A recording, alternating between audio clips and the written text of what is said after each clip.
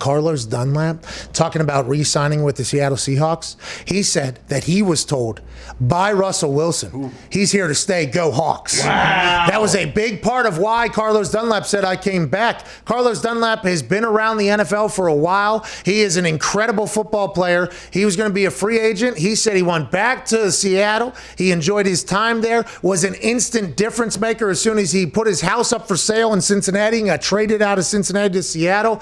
He said that Russell Wilson said, I'm here to stay, go Hawks. It seems like all the reports of what was brewing behind closed doors have been settled. Congratulations to Seattle Seahawks fans to 12s. All right. A lot of people told me that I took an L in this one. Excuse me. Whoa. Can't take an L in someone. You're just reporting what other people are saying. That's right. Observe and report. Happy for the Seattle Seahawks. Happy for Russell Wilson. Intrigued to see the Pete Carroll-Russell Wilson relationship going forward, but that's what happens whenever you are at the top of the mountain. Russell Wilson is there to stay in Seattle. He told Carlos Dunlap that. That whole situation seems like it is completely over there in Seattle, AJ. You really think it's completely over? I mean, I understand what's going on and the comments that Russell says he wants to be there, but you really think this is already squashed? There's no way. What are you talking about? He said, I'm here to stay. Go Hawks. Go Hawks, It's dude. over, AJ. Stop. Has anyone, I would assume people are reaching out, like reporters have, to some of the offensive linemen on the team. Have any of them had any kind of public comments? And AJ, I do believe you and me have talked at length about this. I think this is the difference between potentially maybe being in a locker room before and not being in a locker room before.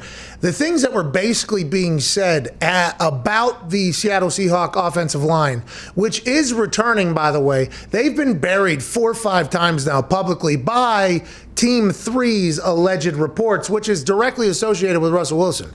Now, I'm not saying that anybody would not try hard in the NFL because everybody wants to get paid, but an offensive line in a quarterback's relationship is very important. It is very important, okay? Now Russell feels like the offensive line is not treating him that well, which, by the way, I think stats prove that to be an accurate statement or whatever. But man, how it's all kind of gotten ugly outside. I'm intrigued to see how it all ends up working out inside the locker room.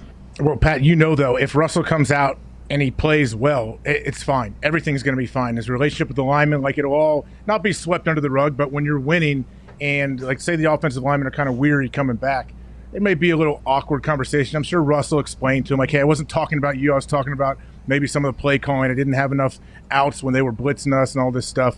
But if Russell plays well, like, it's going to be forgotten about. Like, it's not even going to be an issue. And his sign-off is going to go, thanks to the big boys up front, go Hawks. Yeah. That's going to become the new thanks to the big boys up front and go Hawks. Just automatically. Yeah. But think about it, though. If he comes out at the gate in the first 4 games, he throws 8 picks, then they may have some issues. Team 3 is going to be loud. Let's go to Kyle in Cleveland. What's going on, boys? Hey, the draft's coming to Cleveland here in a little bit. How you feeling? Oh, man, feeling fantastic. Woo! Fantastic. Yeah, woo. What do you want to talk about? Woo. Man, woo. so I have an OBJ problem. Okay. OBJ problem. He slid into my girl's DMs. Oh, shit. When was that? Soon? Recent? Yeah. Prove it. Yeah, well, don't prove it. And then he hung up, by the way. Oh, wow. Okay, so.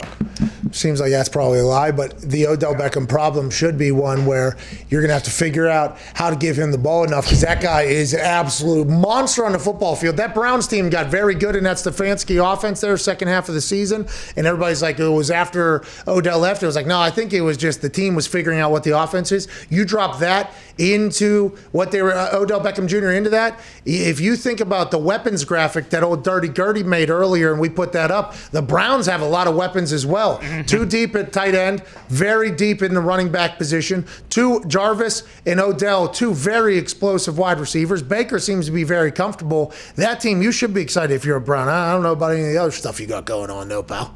Of course. How would the Browns not? Like, their defense got better, too. And they were kicking the tires on Clowney. Do we know anything about him? Is he signed?